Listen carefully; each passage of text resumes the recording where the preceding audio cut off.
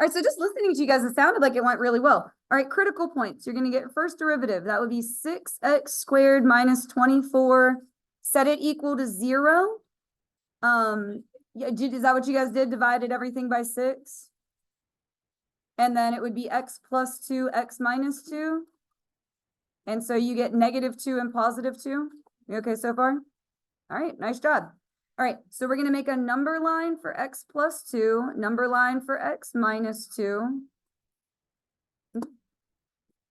Sorry, you guys are already at like number 6, so I was hurrying to catch up with you. All right, did you get positive, negative, positive, like it oftentimes comes out? Okay. And justification, so you got to write the whole sentence. How does your sentence start? It is good. Gosh, because we're awesome. F of x is increasing. Good. Union 2 to infinity. Because, who's your source? F prime is positive there. Are you getting less scared of the word justify? Because that's my goal with that, is for you to just be like, oh, I know how to write that.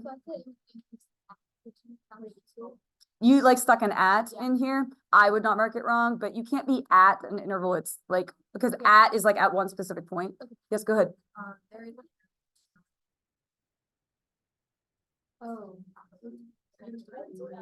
Oh, I didn't, thank you. I was trying to catch up with you guys because I heard somebody say you were already on number 6, so I didn't even read the question. Good catch. We're from -3 to 3. So we're gonna have to make this be -3 to -2. And then 2 to 3. Thank you. Reading the question is important. We don't have the whole number line. All right. And then the sibling sentence, f of x is decreasing -2 to 2 because f prime is negative there. Beautiful. All right, inflection points. We now need what? Second derivative. So look back at your first derivative back in number 3. That would be 12x. Good. Divide by 12, it would still be 0. And if you make a number line for 12x, it's just going to look like that. So if you don't want to draw it, you really don't have to. As long as you understand it'll be negative and then turn positive. I would still draw it though, because then you can look at that to answer number 6. Your sentence is still going to start f of x is concave up where? 0 to infinity because, oh, great, thank you. Jeez Louise. Oh my gosh, 0 to 3. Because, who's your source this time? F double prime is positive there.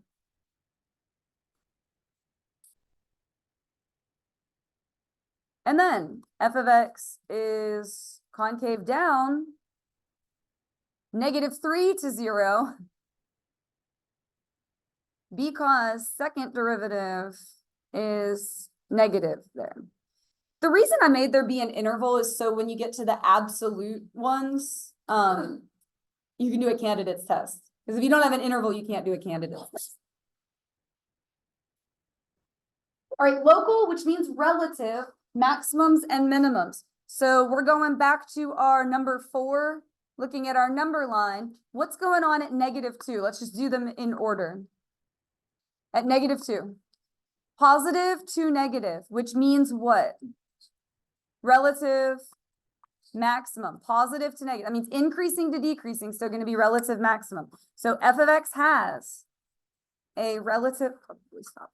You can copy this from me later if you want to. Okay. I didn't think we were going to be writing this many sentences. All right, f of x has a relative maximum at x equals -2 because, who's your source? F prime. Okay, first derivative changes from positive to negative there.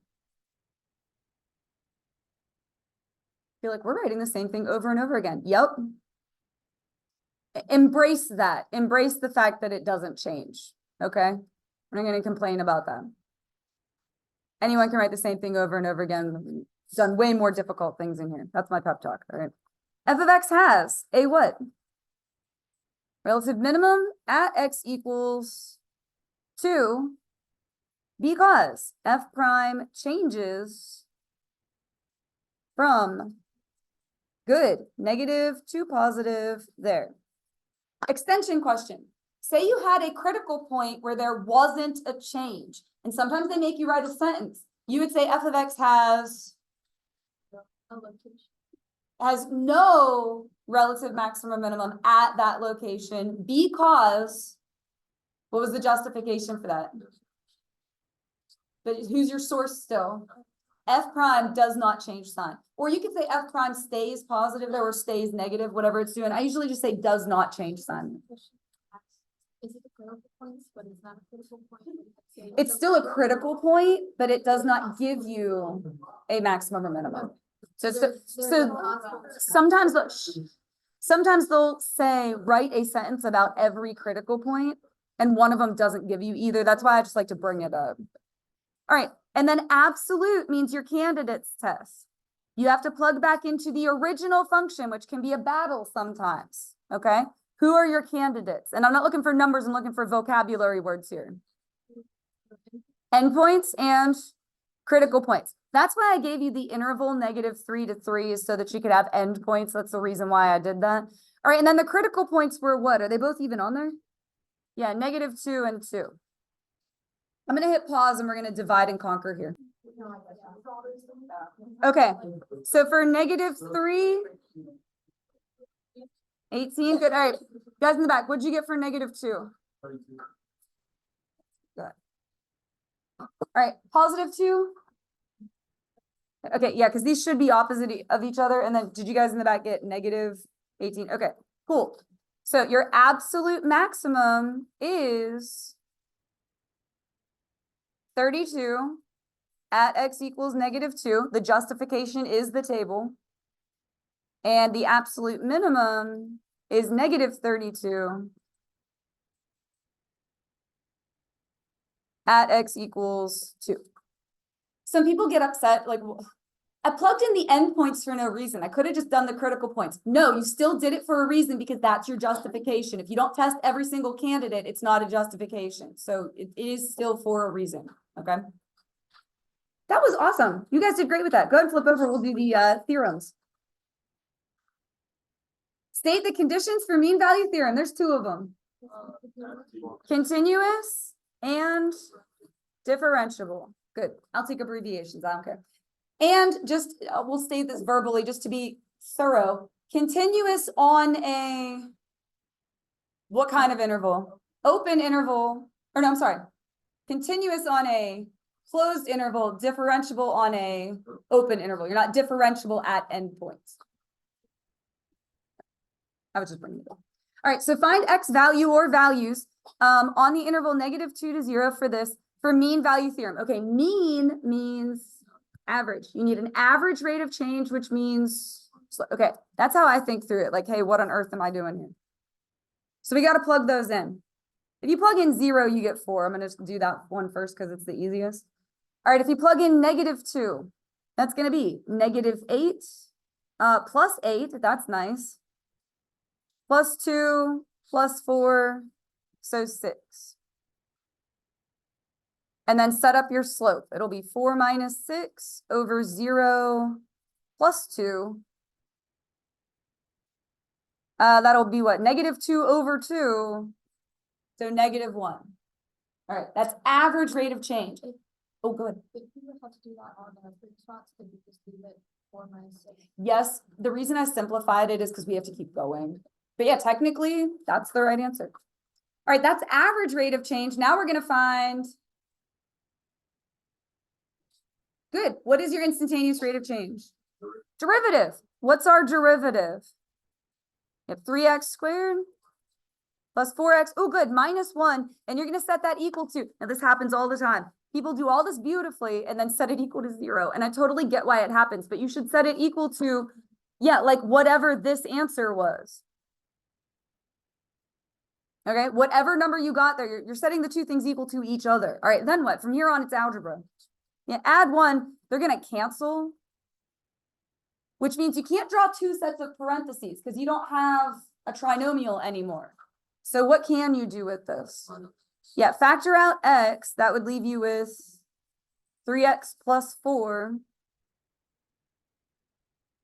And so you get x equals 0, and then you get x equals negative 4/3. And then you stop and look at your interval.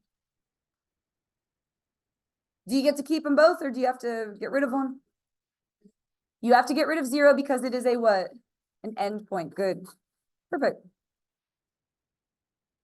All right, now I wrote use intermediate value theorem. Oftentimes they don't tell you what theorem when it's intermediate value theorem.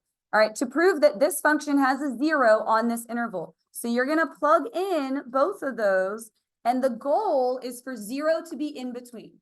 It will be, all right, but you just have to prove it. So if you plug in -1, what do you get? Let's see, that would be -2 minus 3, that'd be -5 minus 7, -12. 4, 4 cubed is 64, double that is 128. Plus 12 minus 7, 133. The point is, 0 is in between those. Okay, so here's your sentence. Since f of x is what? You have to mention, good, continuous on -1 to 4. That's the first thing. And I'll write it in words this time. I usually write it in symbols, but I'll say 0 is between f of -1 and f of 4. It's not really any longer to write it that way. But you remember how the other way you can put with the little inequality symbols, your little alligator mouths? Whatever is your personal preference, but in some capacity, you have to say 0 is in between those. And then you recopy the problem. F of x has a 0. Since all that is true, f of x has a 0 on -1 to 4 by IVT.